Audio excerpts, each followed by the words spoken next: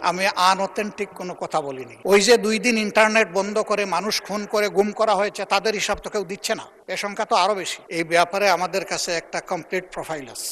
মাগরিবের আগের আলোচনায় সরকারি দলের একজন সম্মানিত সংসদ সদস্য আমাকে কোট করে একটা কথা বলেছেন। বিষয়টি জুলাই শহীদদের সাথে সম্পর্কিত। তিনি বলেছেন, শহীদদের সংখ্যা যদি 800+ হয়, তাহলে আমি 1200 বাড়িতে গেলাম কিভাবে, ফ্যামিলিতে গেলাম কিভাবে। ওনাকে আমি এখন দেখছি না, আমি এখানে উনি থাকলে ওনাকে বলতাম যে হিসাবটা মাননীয় প্রতিমন্ত্রীর কাছ থেকে বুঝে নেওয়ার জন্য। সালাউদ্দিন টুকু সাহেব তার বক্তব্যে নিজেই বলেছেন যে শুধু জাতীয়তাবাদী দল এবং তার অঙ্গ সংগঠনের লোকরাই শহীদ হয়েছে 1000-এর ঊর্ধ্বে। আমি যদি তার কথাটাই সমর্থন করি, তাইলে হিসাবে এখান থেকেই তিনি পাবেন, আমার কাছে কষ্ট করে আসতে হবে না। 2 নম্বর, আমি আনঅথেন্টিক কোনো কথা বলিনি।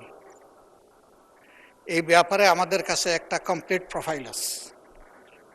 এখানে উপস্থিত অনেকে আমাদের সেই প্রোফাইল পেয়েছে, আমাদের ওয়েবসাইটে অ্যাভেইলেবল।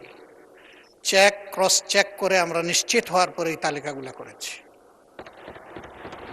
3 নম্বর, এই ব্যাপারে আমার কথা নয়, এই দেশের কোনো সংস্থার উদ্ধৃতি নয়। জাতিসংঘের মানবাধিকার ফ্যাক্ট ফাইন্ডিং কমিটি বলেছে এই সংখ্যাটা 1451, তাদের পাওয়া মতো। বিভিন্ন জায়গায় যখন যাই, কিছু মানুষ আসেন, তারা অসহায়ের মতো মুখের দিকে তাকায় থাকেন। এরপরে বলেন, আমার বাবাটার কোনো খবর আপনাদের কাছে আছে কিনা। ওই যে 2 দিন ইন্টারনেট বন্ধ করে মানুষ খুন করে গুম করা হয়েছে, তাদের হিসাব তো কেউ দিচ্ছে না। এ সংখ্যা তো আরো বেশি। মহান জাতীয় সংসদে দাঁড়িয়ে আমরা যখন কথা বলবো, তখন আমাদের কথাগুলো, আমি আরেকদিন অনুরোধ করেছি, এটা যেন দায়িত্বশীল আচরণ হয়। ধন্যবাদ মাননীয় স্পিকার। ধন্যবাদ মাননীয় বিরোধী দলীয় নেতা।